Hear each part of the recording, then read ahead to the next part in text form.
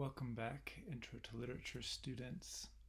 This week, we're going to move through a lot of places. And so this is our week on poetry officially. But I'm also going to be doing a lot of background work, getting us into the 20th and 21st centuries and dealing with modernism, which is a really important aspect to literary studies and to literature. Particularly this period that I will call um, uh, literary high modernism. So, we're going to jump to some philosophical stuff. I'm going to show you some art. I'm going to sing you some songs. So there's going to be a lot of different stuff this week. But we're going to start in the early modern period, and I'll make a number of videos and then kind of break them up into pieces for you.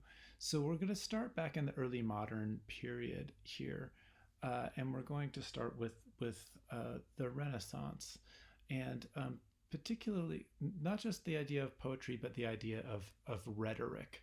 And a lot of times when we first hear the term rhetoric, or when we hear it, it's kind of like we usually hear it in bad context, like that's just a bunch of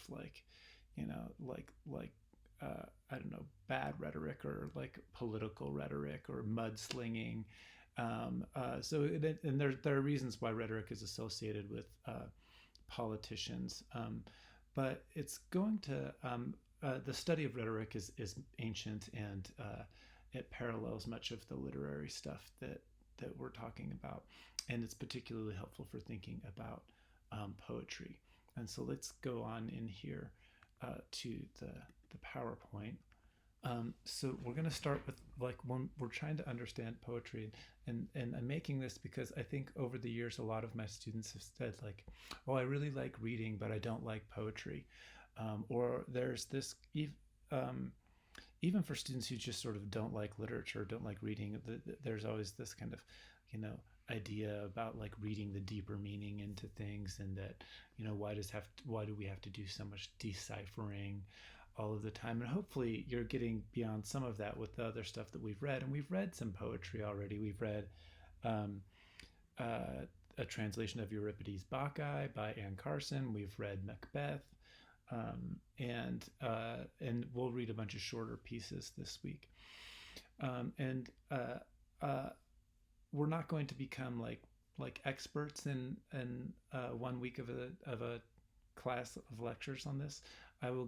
I've uploaded some worksheets on meter, poetic meter, and scansion for us to kind of start learning about that stuff along the way.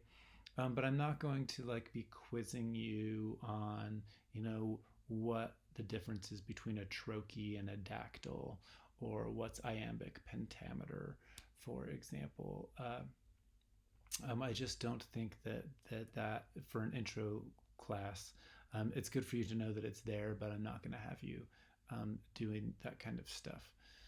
So you'll have some poems that I want you to read next week and comment on for Blackboard, and you'll see Blackboard for that.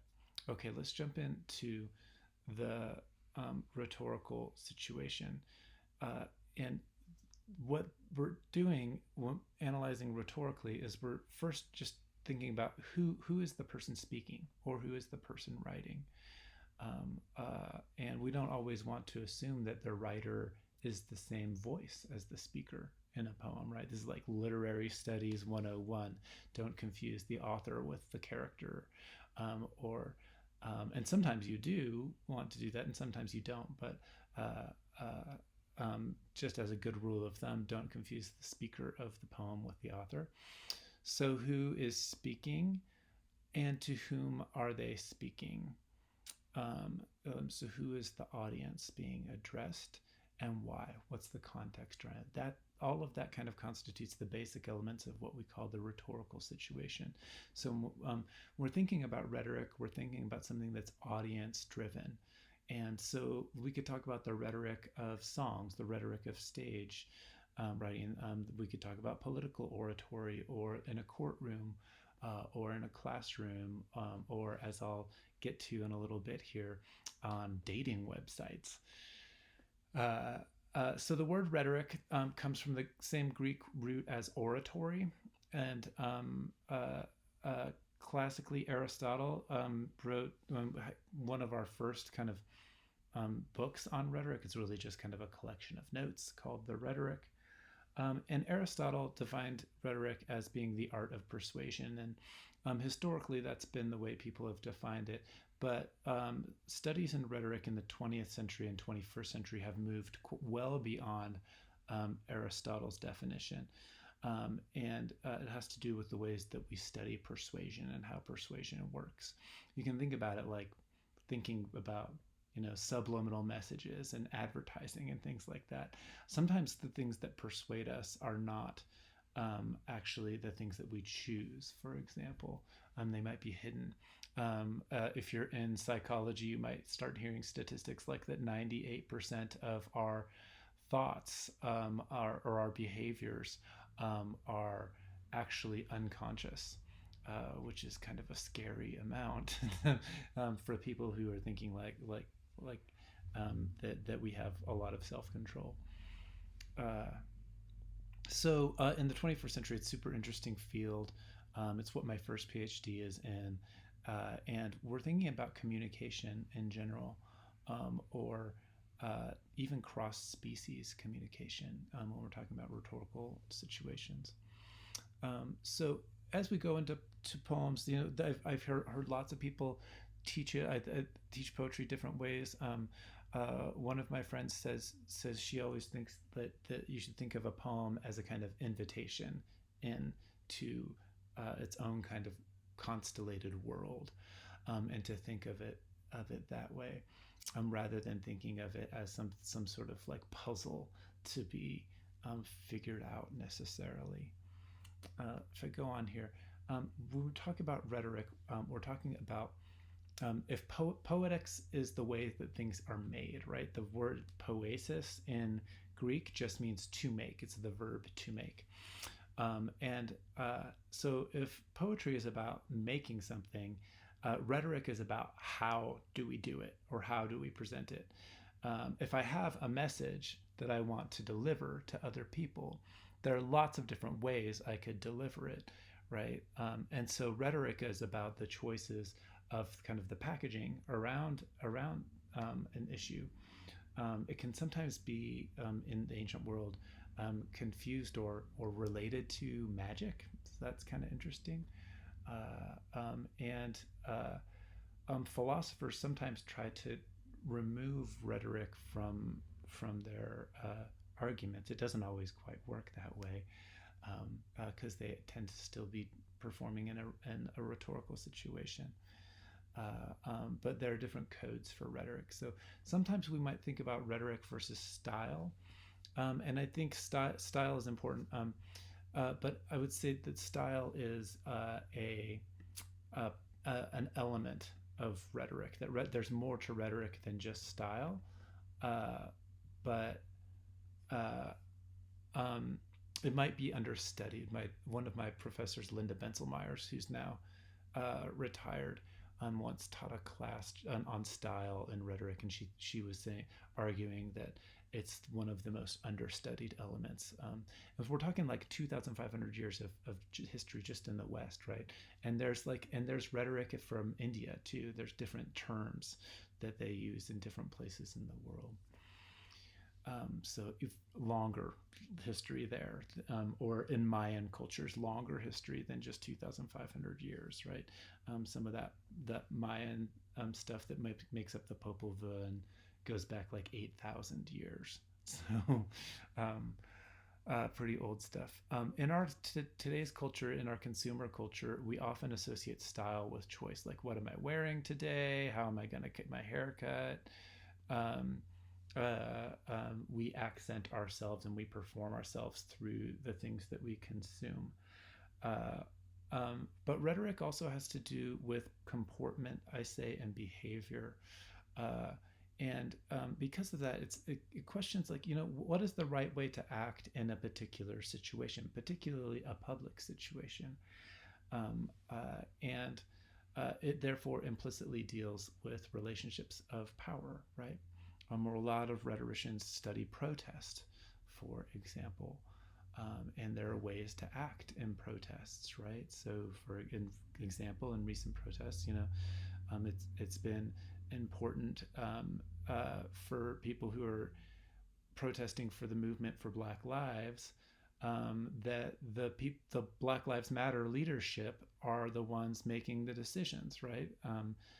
And that, for example, earlier on in early weeks of protests, sometimes white folks who are less likely to be um, uh, hurt violently by the police or killed, um, were sometimes instigating confrontations with the police, right, against the wishes of the African Americans who were leading the protests, right? So there becomes like even kind of rules of comportment in something like a protest. How do you keep it peaceful? How do you keep it from exploding into violence? And of course, there were other people, kind of like white supremacist people, who were going in and starting, um, uh, uh, uh, uh, like trying to start riots and make things develop into violence purposely, to try and disrupt the protest itself. Unfortunately, uh, so we're talking about relationships of power and rhetoric, and then rhetoric is often concerned with decorum, saying the right thing at the right time. And then the timing, the word for time here that we use is kairos, which is another Greek. It's just a Greek word that means now. So yeah, who's speaking? Who are they speaking to? Why? What's the reason for that they're speaking to? And why now is a good way to think about it. Um, Aristotle also divided up rhetoric into three parts, and you don't really need to remember these words, but it's good to note what he said. So, forensic rhetoric deals with things in the past. So, in the courtroom, for example, if you're trying to prove a case, if you go in to study law, you're trying. The forensics is what puts together the scene of the crime, what actually happened in the thing that's being analyzed. Epidialectic rhetoric deals with ceremony of the present, and you can see that in the courtroom, right? Like when like you all rise when the judge comes in, or when everybody stands up at a wedding, when the bride walks down the aisle, or taking a knee in a football game, right, which is a form of protest, they take the knee in the middle of the national anthem, right? And so it all has to do with timing. Flipping a coin at the beginning of the game. So lots of sports stuff deals with epidialectic rhetoric, and then deliberative rhetoric. And this is partly what we're doing um, uh, when we're writing papers and doing criticism, but also when we're having discussions in class and thinking about politics, is like the future, right? Like, how are we going to address a problem in the future? And we might rely on things from the past, right? As well. Uh, so if I kind of go on here, um, I want to think about like I've talked about protests a little bit in different weeks, and I want to think about dating profiles, and this is especially because I think that as we study some of the poetry that we're dealing with, we're going to deal with sonnets, and sonnets deal with love. So I was trying to think about how we think about rhetoric. And so, like, a lot of people, I'm sure, are going on like Tinder now or some dating website because we're under COVID lockdown. And, how do people like socialize with other people? How do people go out and meet people? You can't just go to a bar and meet people. And so on Tinder or on even a date, face-to-face date, there are things that probably you should do and probably things that you should not do. Now, don't take me as the supreme advice for your love life, like Dr. Green's love life uh, uh, um, advice column or something like that. But I think that there's some reasonable things that we can think about. So if you look at like Tinder websites, I looked at a few, um, and I looked from like the like a dude side, right? So um, uh, um, what you'll sort of notice is that Tinder was originally set up as a website for casual dating, right? That's what it got known for. Now it's like the most. If you look up, I looked up different dating websites online. Um, Now it's the most frequented. So lots and lots of people are on a website like Tinder, but they're not sort of like when it first came out, and like for years, like when I first heard about it, I was like, what is this like thing where you just like look at someone's picture and you just decide to swipe one way or another, like I like you or don't like you just by like your photo. And I felt like it was like it's like really like superficial and all sorts of stuff. And I was judgy about this kind of stuff. I'm less judgy now because now I've looked into it more, but I still find it fascinating and weird. Um, so it's the most popular dating website right now. Um, and if you glance at heterosexual women's profiles, for example, they it's really interesting because it's like when you first run into somebody, like if you think about when you first meet somebody, like what is the first thing that you say to them, right? And that's what you see on someone's, it's like their picture, and like here's the first thing. And like a lot of times the first things that people are they're saying are like, not here for a hookup. uh, so they're already assuming that there's a bunch of like guys out there that are just there for a hookup. And maybe this is from experience, maybe they've been on before, and like it's just like lots of dudes trying to get a hookup.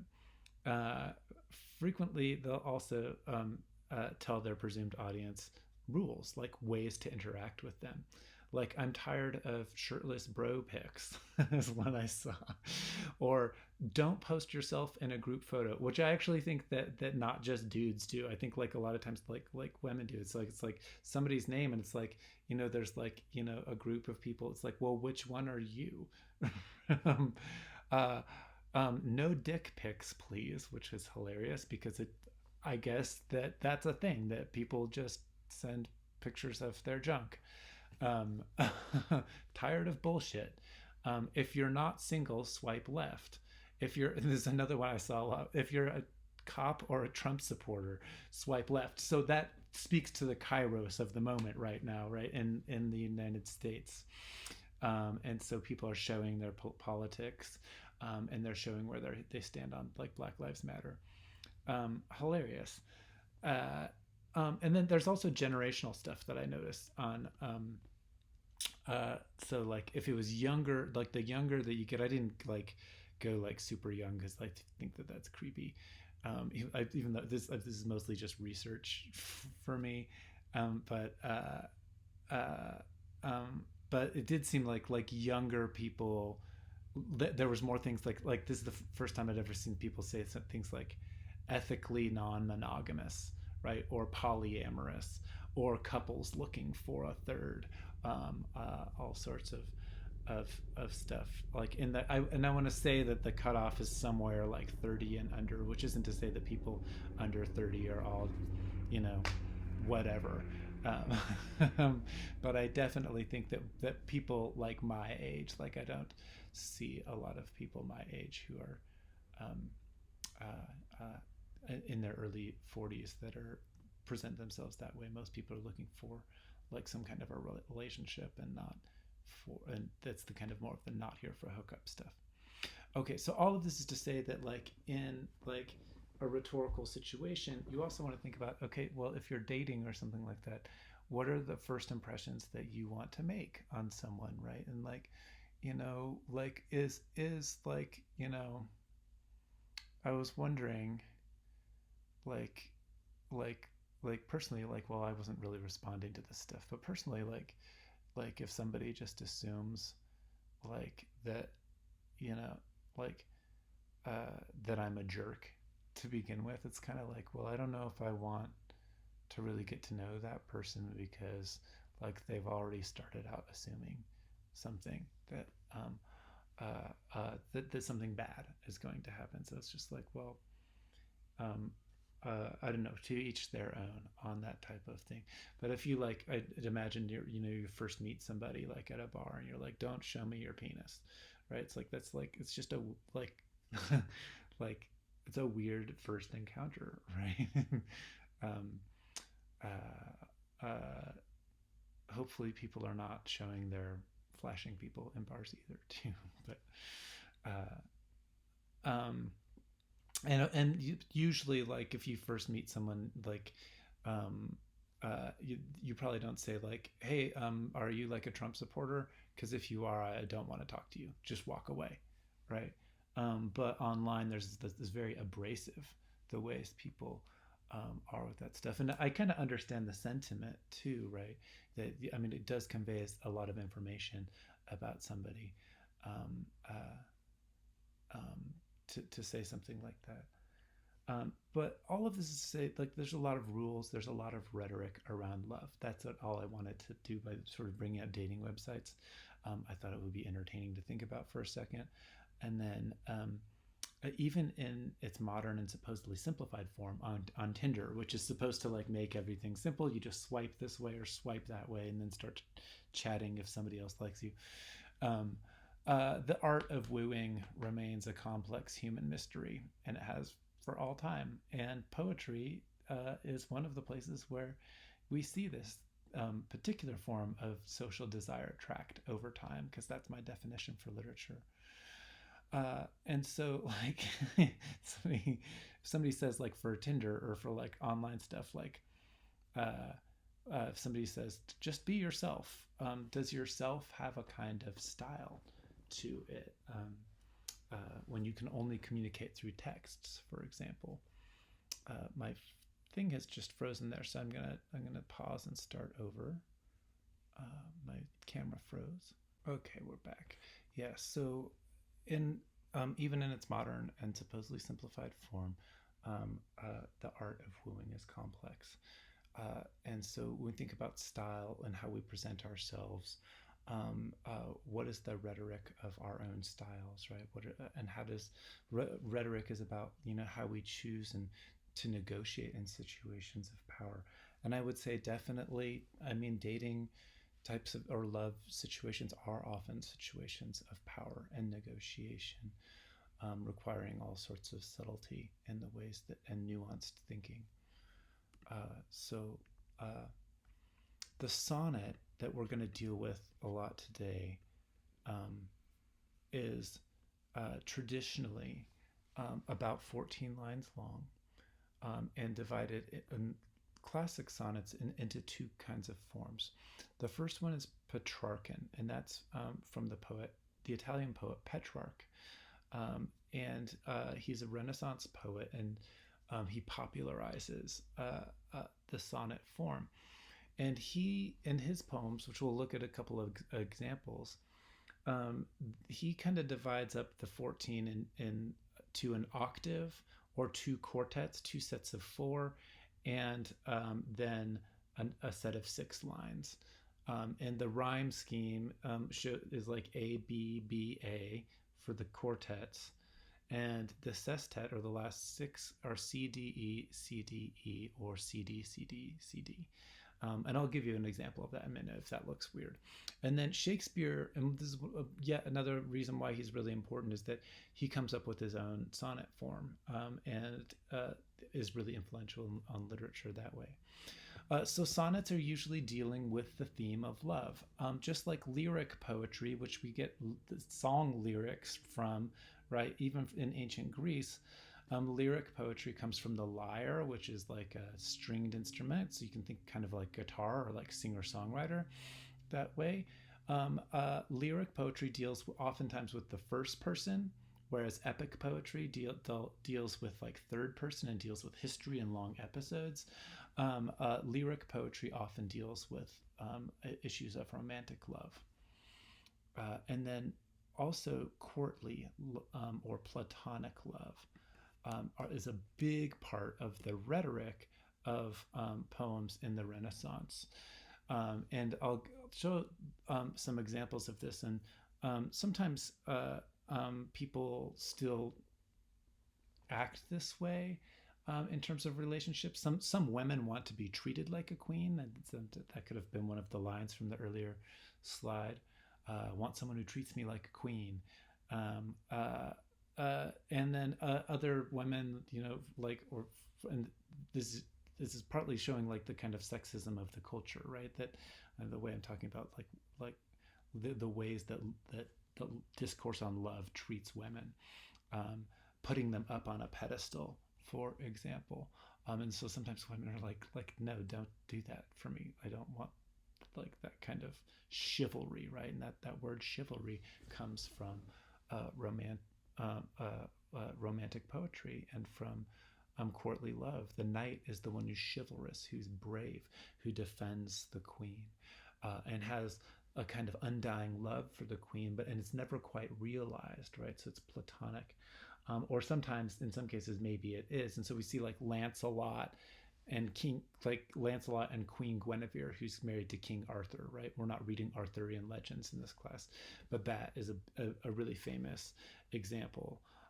Or Dulcinea, who is the woman that Don Quixote, a Spanish old man who the novel is hilarious, because he's not really a knight, but he thinks of himself as a knight, and so it's kind of making fun of all of the kind of uh, rules around courtly love. And so, like, you know, he thinks that his horse is a stallion, and thinks his friend Sancho is like his squire and things like this, and thinks this woman Dulcinea is this the woman he has undying love for. A lot of times the women in uh, these early sonnets have gray eyes. That means that they're especially beautiful, and they seem to be um, often like emitting some sort of beam like out of the eyes, like, I don't know, like think of like Superman or something like that. It's weird the way people in the Renaissance think about that. Excuse my phone there. So uh, um, yeah, let's look at some examples here. First, I want to look at a modern example of Game of Thrones, because Game of Thrones deals with this thing a lot, and it does. It looks like my video is not showing up.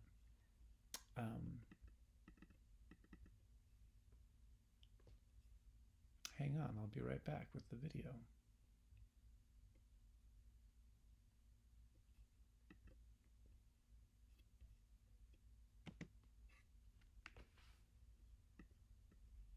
Sorry about that. I made the video yesterday, and the link must have changed. So I found the scene again. So I want to look at Game of Thrones because this is an interesting take on courtly love, um, and I'll just play the scene here. So this is Queen Cersei, and this guy Euron Greyjoy is wooing her. Uh, Maybe wooing in quotes here. I don't know how many of you are Game of Thrones fans, but um, uh, there's a lot more to their story. But just check this out. 20,000 men, is it? Yes, Your Grace. A few died in transit. They cheated at dice. Or maybe I cheated. Someone cheated. They weren't good fighters, you won't miss them. Horses 2,000. and elephants. No elephants, Your Grace. That's disappointing. I was told the Golden Company had elephants. They are excellent beasts, Your Grace, but not well suited to long sea voyages. In any event, you are most welcome here in King's Landing, Captain Strickland. We look forward to fighting on your behalf, Your Grace.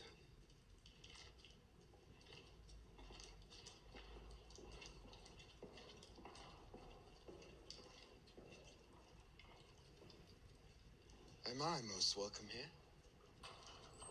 You are a true friend of the Crown. And an honored guest. Good. As a true friend and an honored guest.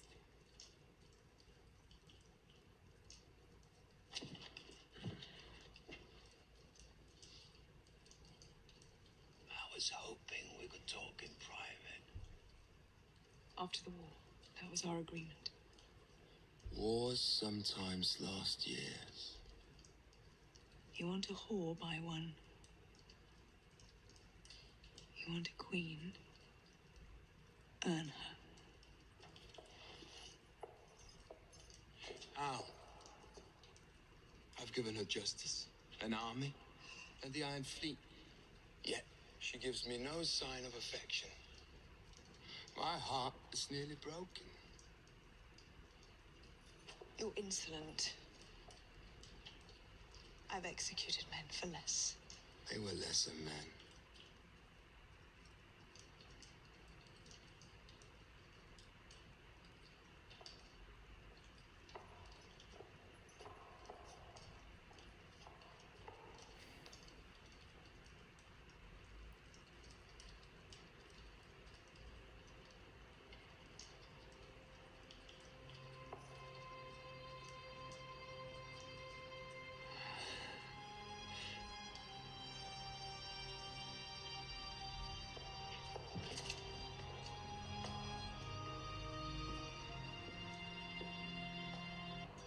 I wanted those elephants. Okay. So this is not really courtly love. The first night, or the Captain Strickland, is very much doing the courtly love thing, and Euron Greyjoy is kind of playing the game of it. Your Grace, this kind of the rhetoric that you would use in court. Sometimes referring to the queen in the third person, or that kind of distance type of speak. But also he's being very insolent, right? And so this is kind of maybe, if you know the longer story here, Queen Cersei is at this point really in need of the kind of army and the ships that Euron Greyjoy has, and so she's like kind of giving in to him because Captain Strickland has just said that like all of these kinds of troops and supplies and elephants that she wanted, that they're not going to be able to get. And so she kind of, it's this moment where she stoops down and apparently sleeps with Greyjoy. So that's kind of the opposite of courtly love. Courtly love is supposed to be about like that kind of platonic ideal that the love is actually never really realized. So if we go in here to looking at Petrarch first, and the language is kind of old looking here. This is Middle English, and I put this translation of this poem in here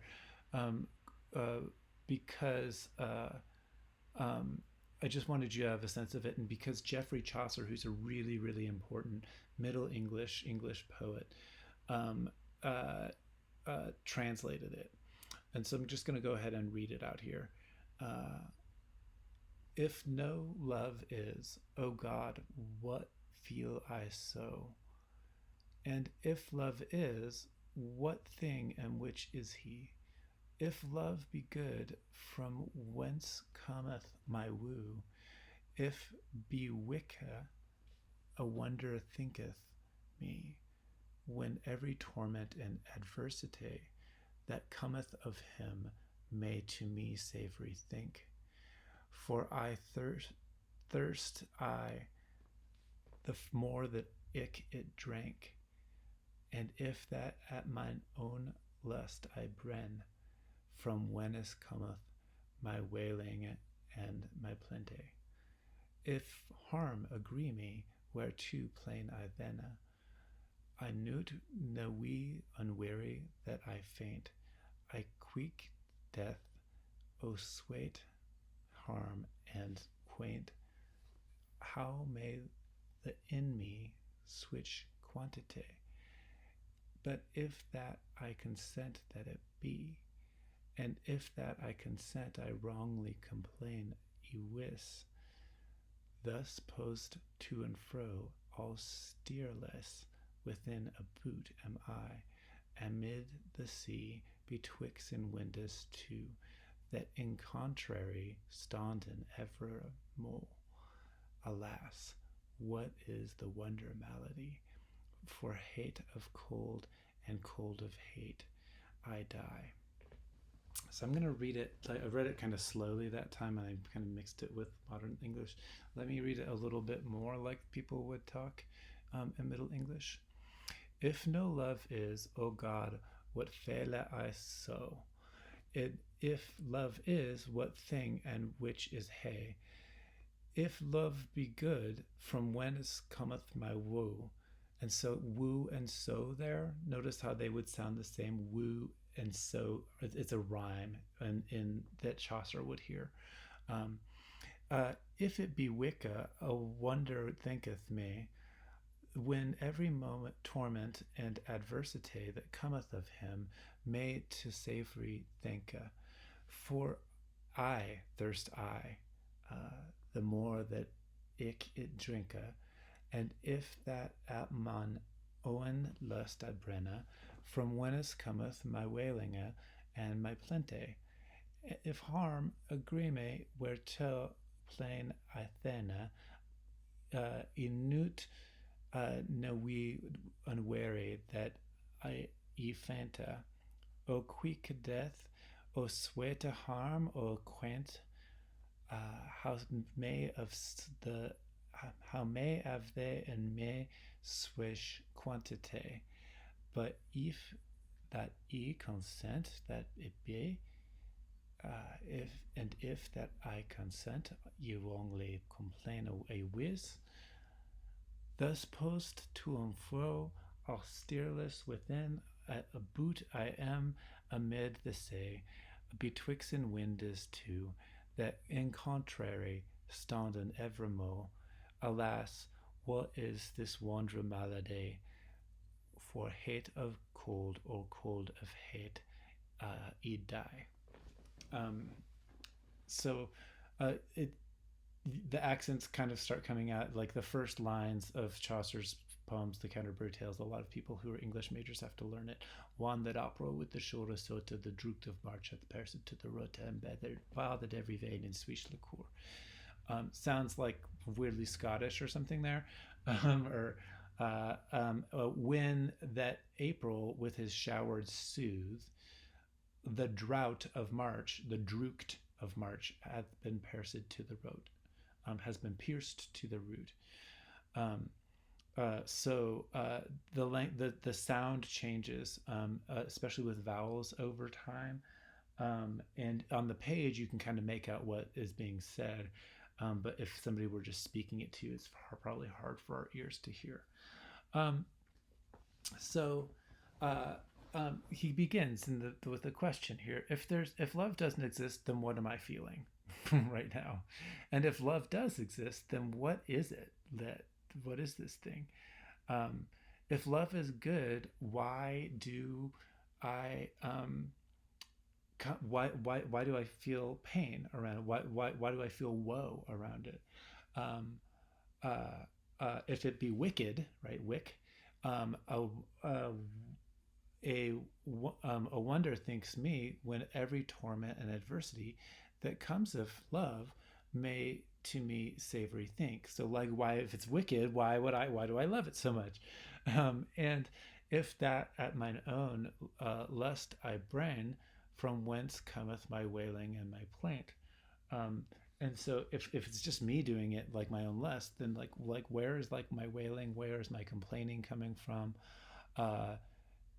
If harm agrees me, or likes me, if it's something doing harm to me, where do I go to seek to plain? Like, who do I talk to about this? I know not where unwary that I faint.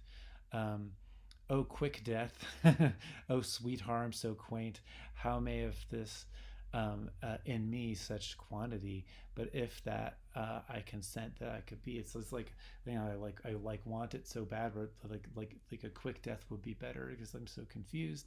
And if I consent to it, I wrongfully complain. Thus post, I'm between these two, like a rock and a hard place, right? Like if I die, I can't love anymore, but like I want love so bad, I want to die. um, and Thus posed to and fro, all steerless within a boat. I'm a boat, right, on the sea, to and fro, amid or betwixt and two winds. That in contrary stand evermore. So like the two winds are blowing in different directions. I'm caught in the middle. Um, what is this wondrous malady? Um, for heat of cold or cold of heat, I die. So that's this expression of like love, the contradictions of love. And the rest of the poems that I have are in what we would call modern English. So even though we'll look at one more Petrarchan sonnet, this is Sonnet 1 from his famous book of sonnets, and this is translated into modern English. And so Shakespeare is modern English, Chaucer is Middle English, Beowulf, which is like Old Saxon or West Saxon or Old English, which we're not reading or studying in this class. Just know that Shakespeare's English is modern English. Okay, so Petrarch, sonnet number 1. O joyous blossoming, ever blessed flowers, mid which my pensive queen her footsteps sets. O plain that hold'st her words for amulets, and keeps her footsteps in thy leafy bowers. O trees with earliest green of springtime hours, and all spring's pale and tender violets. O grove so dark the proud sun only lets his blithe rays gild the outskirts of thy towers. O pleasant countryside, O limpid stream, that mirrorest her sweet face, her eyes so clear, and of their living light canst catch the beam. I envy thee her presence, pure and dear. There is no rock so senseless, but I deem it burns with passion that to mine is near. Okay, so just notice how much more easier that is for me to read, right? Because it's so much more in modern English. We might not get it right away, but it flows quite a bit out there, right? And so this is something that happens with Chaucer. And so what happens in Middle English is that there's a French invasion, and people speak French as the dominant language in England for a few hundred years. And then the French kind of get booted out, and there's this the pattern, the English language has changed, and that's where we get these kinds of patterns. That's much more of an iambic flow, and I'll talk about what iambic meter means in a little bit here. But let's just walk back through this sonnet here, and think about courtly love again. So who's speaking and who's being spoken to? Well, like it's the speaker who's speaking to apparently flowers in the first line. Oh, joyous blossoming, ever blessed flowers, mid which my pensive queen her footsteps sets. So he seems to be, and I'm going to go with he on this just because it's more likely that it's a he. I'm in the gendered matrix of the time, but yeah, maybe not necessarily always so. So be careful not about when we assign gender. So the speaker has a queen. The queen is pensive, is thoughtful, and walking among these flowers. But the speaker is talking to the flowers, is addressing to the flowers. And then the next one, O plain that holds her words for amulets, and keeps her footsteps in thy leafy bowers. And so here he's talking to the earth, right? Like, so first it's the flowers being addressed, then it's the earth that holds her words for amulets and keeps her footsteps in the leafy bowers, inside the leaf, so the ground beneath her. O trees with earliest green of spring hours, and all spring's pale and tender violets. So then it's like the flowers, the ground, the trees, right? O grove so dark and proud, sun only lets his blithe rays gild through the outskirts of the tower. So it's not just like, now it's not just the trees, but like all of the grove itself, right? So I start with the flowers and I go to the ground and I go to the trees and I now go into the whole grove itself. And the sun is kind of coming in. Oh, pleasant countryside. So look how it gets even bigger. Oh, limpid stream over here that mirrors her sweet face. So her eyes so clear, and of their living light can catch the beam. So that idea of the beaming coming out of her eyes as she's looking at herself in the stream that mirrors back to her. And the speaker says, I envy you. I envy you, the flower. I envy you, the ground that she walks on. I envy the trees and the grove that she walks in, and the sunlight coming down on her, and the stream and the that mirrors her face back to her. I envy thee her presence pure and dear. There is no rock senseless, but I deem it burns with passion that mine is so near. It's how close he wants to be with her, and of course he cannot be with her, right? That's the courtly love, the eternal longing of the love. That's what's being celebrated in the rhetoric of this Renaissance poetry. So let's go on here. That we already did that one. So let's go on to Shakespeare. And hopefully you've all read these in the handout, of course, before watching the video. But again, and you notice I always read this stuff out loud. I think it's important to read poetry out loud. And this is Sonnet 1 from Shakespeare's Book of Sonnets. From fairest creatures we desire increase, that thereby beauty's rose might never die. But as the riper should by time decease, his tender air might bear his memory. And so look again here, like die and memory, that should be a rhyme. A, like increase and decease. So A, B, C, D, fuel, cruel, ornament, content, spring, niggardine, which we'll get to that word in a second, and then two couplets at the end, right? So we have A, B, C, D, E, F, G, G is the pattern for Shakespeare. But if I pop back here, we have A, B, A. We have A, B, A again, right?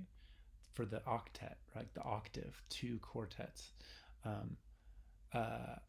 And then the last six: towers, stream, clear, beam, and then dear, beam, near, right? So we have towers is part at the end of the octave there. So we have stream, clear, beam, dear, deem, near. So we have A for the first two, and then we have C, D, C, D, C, D for Petrarch. And sometimes he mixes up the lines at the end, but that's the rhyme scheme there. So come back here to Shakespeare. From fairest creatures we desire increase, that thereby beauty's rose might never die. But as the riper should by time decease, his tender air might bear his memory. But thou, contracted to thine own bright eyes, feed'st thy light's flame with self-substantial fuel, making a famine where abundance lies, thyself thy foe, to thy sweet self too cruel. Thou that art now the world's fresh ornament, and only herald to the gaudy spring, within thine own bud buryest thy content, and tender churl makest waste in niggarding. Pity the world, or else this glutton be, to eat the world's due by the grave and thee. Okay, so let's walk through this. So hopefully you feel the flow there, and like you hear the words, they sound much more modern to us. We don't quite get it, but it sounds completely different than that Middle English, right? So we got to go back here and we got to think like, okay, who's speaking and who's being spoken to, who's being addressed, and it's a little bit less clear here at the opening of this book of sonnets of Shakespeare's. So from fairest creatures we desire increase, that thereby beauty's rose might never die. Like when we look at beautiful people, beautiful creatures, we want to see beautiful things. We want to see more beautiful things. We want to see an increase of them, so that beauty like exists in the world and it will never die, right? Um, but as the riper by time should decease, everything kind of dies with time. So we've got time showing up, beauty and growth, right, as being kind of this the theme. That's kind of the rhetoric that he's using here. Are these kind of metaphors of growth and life and death, right? Uh, um, but as the riper should by time decease, his tender air might bear his memory. So, like, yes, when somebody gets old, well, if they have kids, if they're beautiful, they pass their beauty on to their children, right? Um, and so people are remembered, like, oh, I remember you look just like your mother, right, or your father. But thou, and so now we get a thou here, who is being talked, you. So like you, the first quarter here, the quartet here is just like like most of the time we desire an increase of beauty in the world, and things are going to die, but we pass on our beauty to our offspring, right? But you, contracted to your own bright eyes, feeds thy light's flame with self-substantial fuel, making a famine where abundance lies, thyself thy foe, to thy sweet self too cruel. You are so infatuated with your own self and your own beauty, almost like Narcissus, right? Who's this is a Roman story, right? In the flower Narcissus, but in the Roman myth, Narcissus is so beautiful that when he sees his own reflection in the water, he falls in love with himself and he can't ever get up, and he transforms into the flower, the Narcissus. And so that's what we call people who are narcissistic, right? People who can't get over themselves. Um, and so the speaker here is saying, you're wrapped up in yourself and you're making a famine where abundance lies. Like who else gets to benefit from how beautiful you are? You are your own enemy, thyself thy foe, thy sweet self too cruel. You're being cruel to yourself. That thou art now the world's fresh ornament, and only herald to the gaudy spring. Within thine own bud buriest thy content, and tender churl makest waste and niggarding. And so we get to this word niggarding, and it sounds like the N word, but we don't. It is not the N word. It means being stingy, and I think one of the reasons why this word has kind of drifted away from us in our language is because the N word shows up, which means something different, and it's an offensive term. Uh, but we can trace this word back to the old. So the N word, when it's referred to race stuff, it's referring to the color black, which in Romance languages, negra, right? That it means black. But in Old English, we know that this word means stingy. And so that French invasion and the mixture of the French language, and then time passing, and then slavery and racism developing and all sorts of stuff makes our language change. So if we go back to the poem here, um, uh, um, you right now, the speaker saying, is like, and you're like the fresh spring. You have all of youth's beauty, but you're burying it in your own self, and you're being selfish with your beauty by not letting anybody else be able to partake of it. Pity the world, or else this glutton be, to eat the world's due by the grave in thee.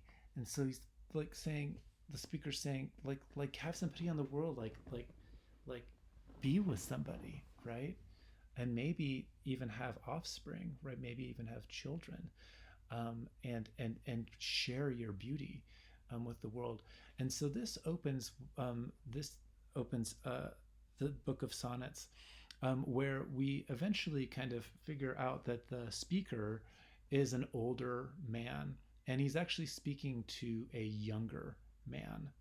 And so there is a homosexual and homoerotic element to the sonnets. We know especially that the gender thing is important because later on in the sonnets we get what are called the dark lady sonnets, because a dark lady shows up and then the speaker gets really, really jealous.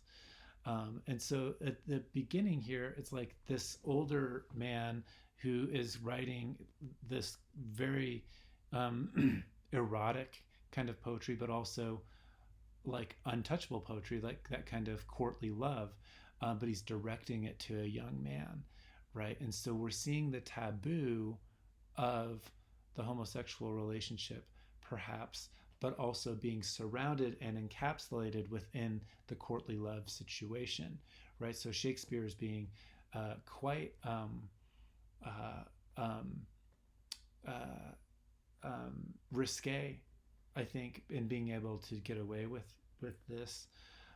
But he's using the conventions of his time, as he did in Macbeth, right? As he does all the time.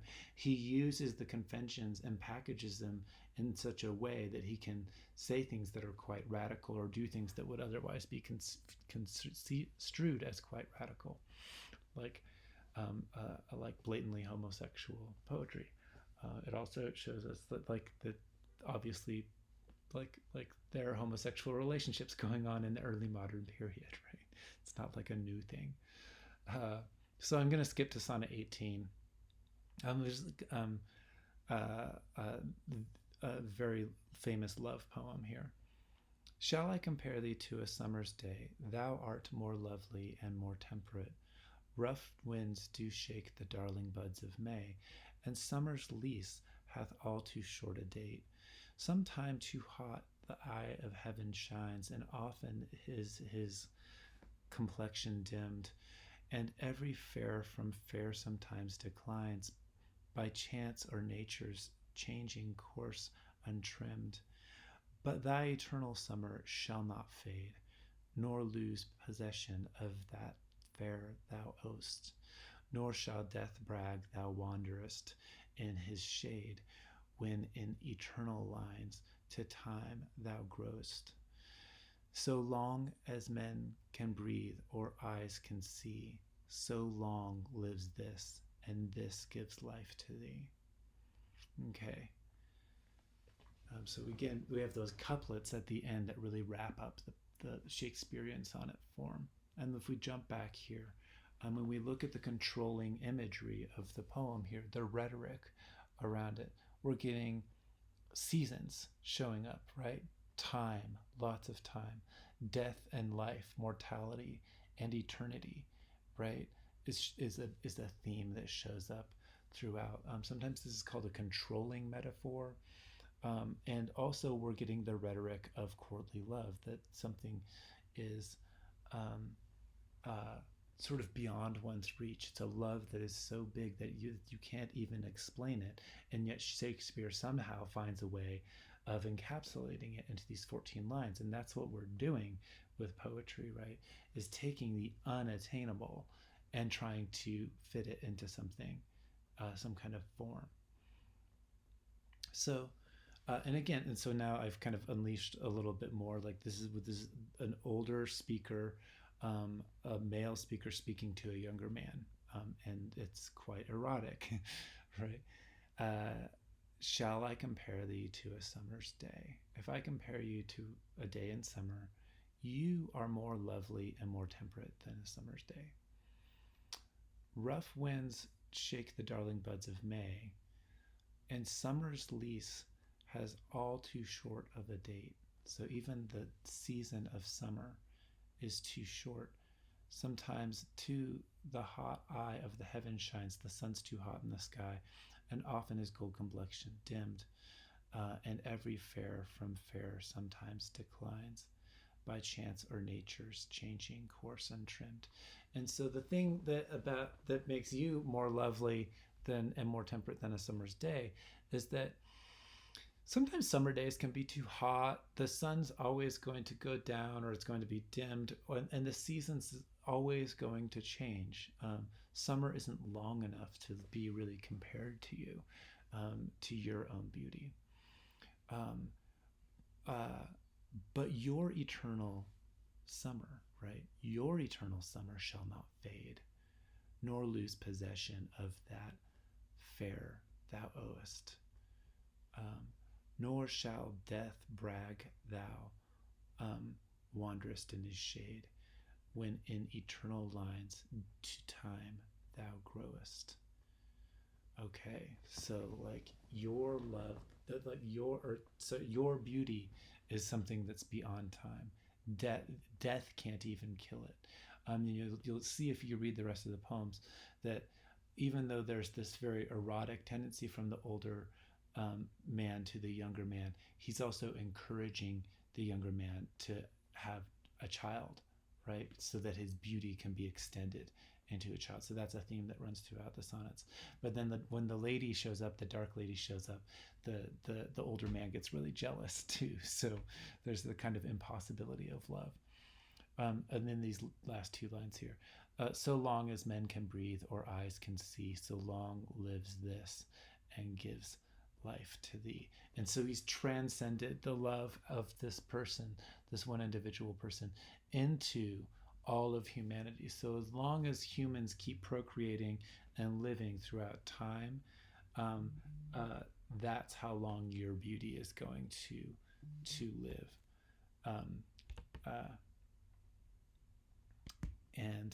So, excuse me, I'm getting texts and stuff.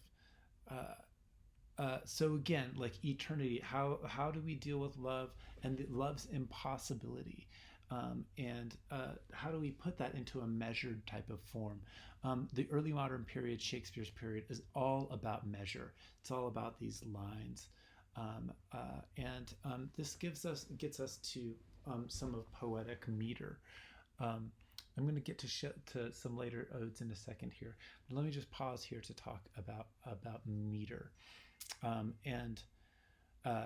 You have a sheet that you might want to look at as you're going along with me. We divide a line up into meter with lines, just like in music. If you've ever seen staffs of music, there are measures. And if you're in 4/4 time, you have 4 beats per measure. Poetic feet have different types of beats, and the most important one for us to know in English is the most common one is the iamb, so IAMB, and that's an unstressed syllable followed by a stressed syllable, and it's very common, and it's what gives us the flow in English of da da da da da da da da da da.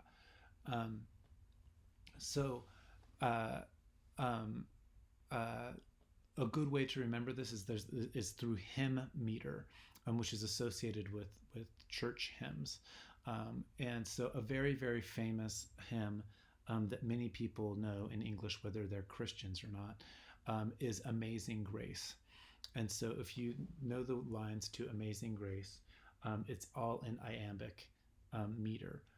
Amazing grace, how sweet the sound that saved a wretch like me. Da da da da da da. I once was lost, but now am found. God save his breath for me. I can't remember the line, the rest of the word there at the moment. And so we get that, and if you're listening to hip hop sometimes, or even to jazz music, to the ride cymbal in jazz music, you will hear that kind of flow going on. So that's an iamb. A trochee is a stressed by an unstressed. And so if I just took the word often here, I'm just looking here.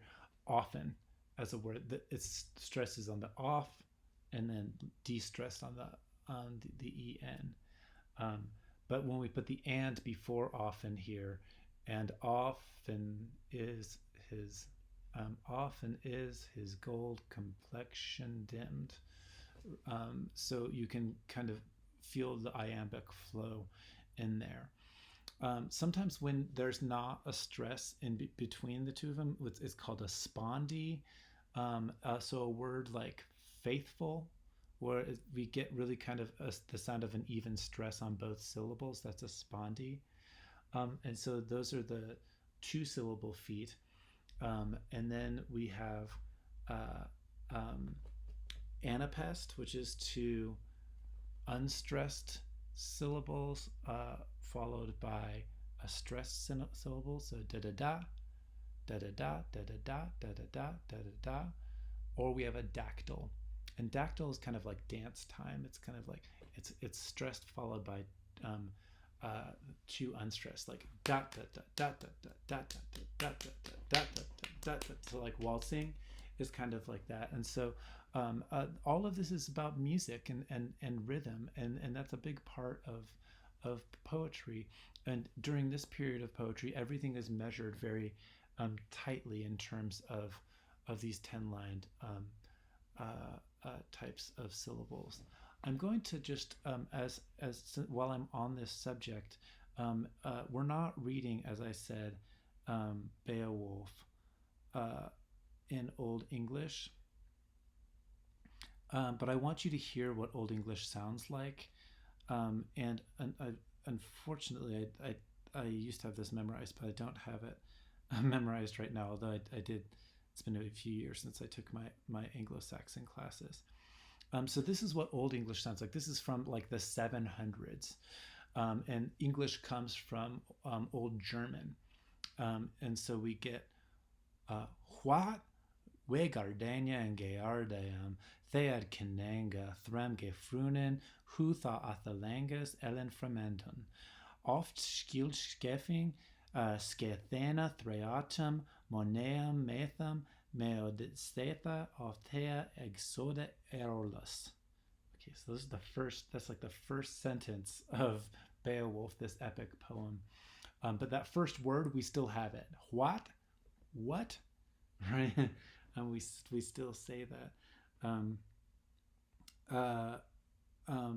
so when we get to Middle English, as I was reciting a few minutes ago, to Chaucer, we get one that April with his shoulder sota, the drukt of March hath pierced to the rota, and bathed every vein in sweet liquor, of which virtue engendered is the floor. One Zephyr's ache with his sweat of breath, in spirit hath in every holten hath. And you can feel that flow in there, right? And this is going to sound really weird, but it becomes important for hip hop, and we're going to look at some song stuff and some hip hop in a later lecture this week. But the beat that we get, the flow in English, if I try to do Chaucer sounding like early hip hop, so this is going to sound weird here, like Africa Bambaataa, for example. I don't know if you guys listen to early hip hop.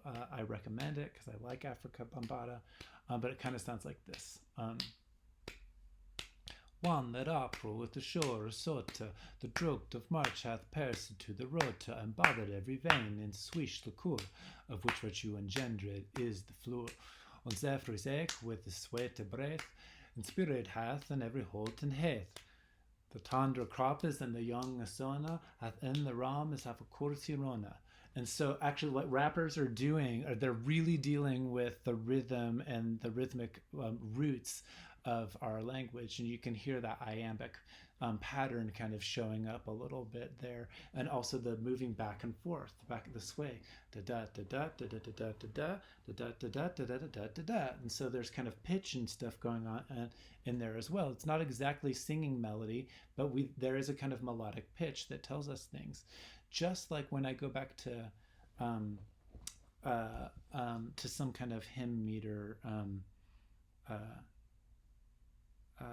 Let me look, just because my brain is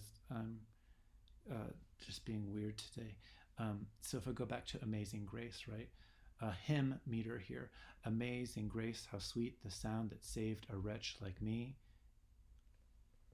You hear in English, native English speakers know that's not done yet. We need to hear the rest of the phrase. I once was lost, but now I'm found, was blind, but now I see. I don't know why I couldn't remember that a couple of minutes ago. Was blind, but now I see. So that's all iambic, right? Whereas a trochee, what like you see here, like if take the line, Um, Mary had a little lamb. Mary, the word Mary is a trochee. It's stressed and unstressed. Um, but the next line, so Mary had a little lamb with fleece as white as snow. That's iambic, right?